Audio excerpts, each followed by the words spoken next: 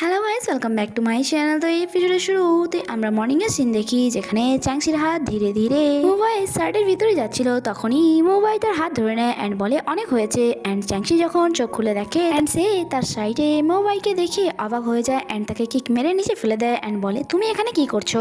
তুমি কি ভুলে গেছো এটা আমার প্রাইভেট রুম? মোবাইল বলে, তুমি কাল রাতে আমার সাথে যা যা করেছো আমি তা সারা জীবনও ভুলবো না। আমার জীবনের শেষ নিঃশ্বাস পর্যন্ত মনে রাখবো যে তুমি একই দিনে আমাকে কত শাস্তি দিয়েছো।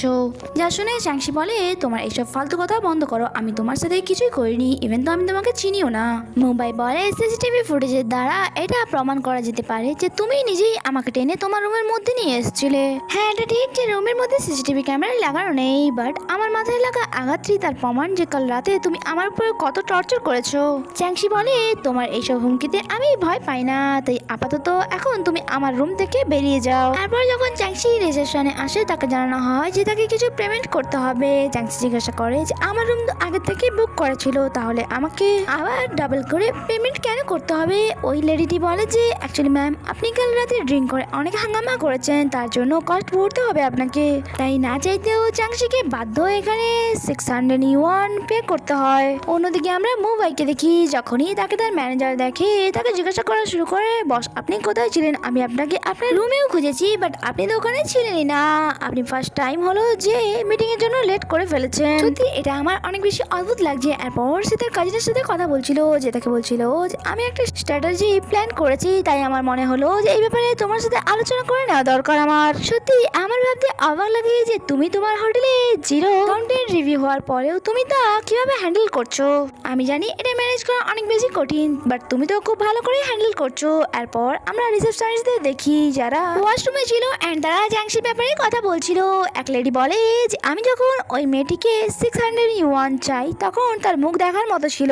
আমি বুঝতে পারি না এইসব মেয়েরা যারা ওয়ান নাইট কাটাতে পারে এত এক্সপেন্সিভ হোটেলে সামান্য 60 ইউয়ান দিতে এত কষ্ট কিসের। তারা এইসব নিয়ে গসিপ তো করছিল, বাট তাদের কোনো আইডিয়া ছিল না যে বাইরে দাঁড়িয়ে চ্যাংসি এইসব কিছু কথা শুনছিল। এন্ড সেখানে তাদেরকে বলে 600 ইউয়ান তোমাদের জন্য একটি ছোট অ্যামাউন্ট হবে, বাট এটা আমার জন্য অনেক বেশি। আমি যে এলাকাতে থাকি এই টাকাতে তো 30 কেজি মিল্ট হয়ে যাবে।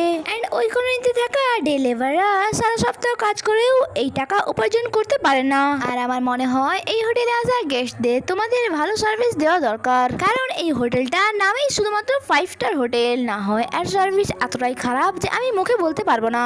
আর যদি রেটিং দেওয়ার কথা বলে তাহলে আমি শুধুমাত্র 1 স্টারই দেবো। এরপর সে সেখান থেকে চলে যায়। নাইটে আমরা চ্যাংসিকে তার বাসায় দেখি, সেখানে কাপ নুডলস খাচ্ছিল এন্ড অনেক রেগে ভাবছিল ওই মেয়েটি আমার ব্যাপারে এরকম কথা কি করে বলতে পারে, মনে হচ্ছে ওদের কোনো কাজ নেই। ওকে, আমি তাদের হোটেলের ব্যাড রিভিউ দিচ্ছি, এরপর দেখা যাক যে তাদের হালটা কি হয়। এরপর সে ফোন নিয়ে হোটেলের ব্যাপারে ব্যাড রিভিউ দেয় এন্ড তার কোনো আইডিয়া ছিল না যে তা দেওয়ার পর কমেন্ট সেকশন কমেন্টে ভরে যাবে। আর যে দেখার পর চ্যাংসি অবাক হয়ে যায় এন্ড যে ভাবে যাই হয়ে যাক, এরপর থেকে কোনোদিন ফ্রিতে হলেও আমি ওই 5 স্টার হোটেলে কখনোই যাব না। নেক্সট সিনে আমাদেরকে একটি নতুন ক্যারেক্টার দেখানো হয় যার নাম লুইয়াং। তার সার্ভেন্ট এসে তাকে জানাচ্ছিল মরিসোটের বিরুদ্ধে কেউ নেগেটিভ রিভিউ দিয়ে দিয়েছে, যার কারণে হোটেলের অনেক বেশি ক্ষতি হয়েছে।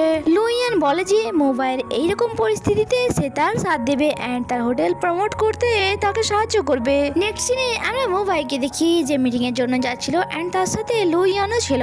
সে তাকে বলছিল, দেখো আমি চায়না এসেছি কতদিন হয়ে গেল, বাট তুমি তো আমার সাথে কোনো কন্ট্যাক্টই করনি।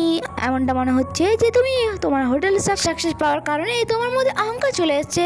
বাট তার এই কথা আর মোবাইল কোনো রিপ্লাই দেয় না। এরপর আমাদেরকে এখানে মিটিং কনফারেন্স দেখানো হয়। তখনই লুইয়ানকে স্টেজে ডাকা হয় এন্ড এখানে বলা হয় যে মোবাইল হোটেল সেকেন্ড পজিশনে চলে আসছে গেস্টের ব্যাড রিভিউ দেওয়ার জন্য। আর তাদের কথার উত্তরেই মোবাইল বলে যে এটা কোনো ফেক বা আনওয়াইফ রিভিউ নয়, গেস্ট একদম তার অনেস্ট রিভিউ দিয়েছে। আর আমার মনে হয় এটা দ্বারা আমাদের সার্ভিসে আরো কিছু পরিবর্তন নিয়ে আসা দরকার। এরপর আমরা মোবাইলকে দেখি সে চ্যাংসির সাথে দেখা করার জন্য এক জায়গায় গিয়েছিল। অ্যাকচুয়ালি চ্যাংসি পার্ট টাইম অ্যাক্টিং এর জব করে, তাই অ্যাকচুয়ালি এই কথাটা ম্যানেজারই তাকে বলেছিল। এখানে সে ম্যানেজারকে বলছিল যে আশা করি আমি তাকে রাজি করিয়ে নেব ওই ব্যাড রিভিউটি ডিলিট করার জন্য। অ্যান্ড এখানে চ্যাংসি যেহেতু শুটিং সাইটে ছিল, এখানে একটি ঘোস্ট শুটিং চলছিল আর যা মোবাইল এক্সপেক্ট করেনি। অ্যান্ড সে এখানে জিংসিকে তো চিনতেই পারে না, কারণ শুটিং এ শুট করার জন্য সে অন্য কিছু গেটআপ নিয়ে রেখেছিল, বাট তার আসার কারণে সে সিন কাট করতে হয় এখানে অ্যান্ড লাঞ্চের জন্য ব্রেক দিয়ে দেওয়া হয়। অ্যাকচুয়ালি চ্যাংসি একটি ডাইনি রোল করছিল অ্যান্ড তার এমন গেটাপে থাকার কারণে মোবাইল তো তাকে খুঁজতে অনেক বেশি মুশকিল হচ্ছিল। সে ম্যানেজারকে বলছিল আমি তাকে দেখা মাত্রই ব্রাইভ দিয়ে দেবো অ্যান্ড তারপর সে তার রিভিউ ডিলিট করে দেবে। আর তার কোনো আইডিয়া ছিল না যে পেছনে বসে থাকা মেয়েটি চ্যাংসি ছিল অ্যান্ড সে তার সব কথা শুনছিল। আর চ্যাংসি বুঝতে পেরে যায় যে মোবাইল তাকে এখানে এসেছিল তাকে ঘুষ দেওয়ার জন্য, তাই সেভাবে দেখাচ্ছি তোমাকে মজা। চ্যাংসিকে খোঁজার জন্য মোবাইল ভেতরে যায়, তখনই চ্যাংসি জানলা থেকে একটি কাটা মুন্ডু তার দিকে ছুড়ে মারে, যা দেখে তো এখানে মোবাইল অবস্থাই খারাপ হয়ে যায় অ্যান্ড সে দৌড়ে সেখান থেকে বাইরে বেরিয়ে আসে অনেক ভয় পেয়ে। যখন সে কারের কাছে আসে ম্যানেজার জিজ্ঞাসা করে কি হয়েছে। মোবাইল বলে মনে হচ্ছে আমাদের স্ট্র্যাটেজি চেঞ্জ করতে হবে। নেক্সট সিনে আমরা মোবাইলকে এর সাথে বসে থাকতে দেখি। সে তাকে বলছিল আমার অনেক বেশি খারাপ লেগেছে এটা জানার পর যে তোমার ফ্রেন্ড আমাদের হোটেল থেকে আপসেট হয়ে ফিরে এসছে। সত্যি এটা খারাপ লাগারই কথা, তাই আমি তার সাথে দেখা করে তাকে সরি বলতে চাই। আমি তার সাথে দেখা করার জন্য শুটিং সাইডেও গিয়েছিলাম, বাট আমার মনে হয় যে আমার সাথে দেখাই করতে চায় না, তাই প্লিজ সিন তুমি আমার হেল্প করো।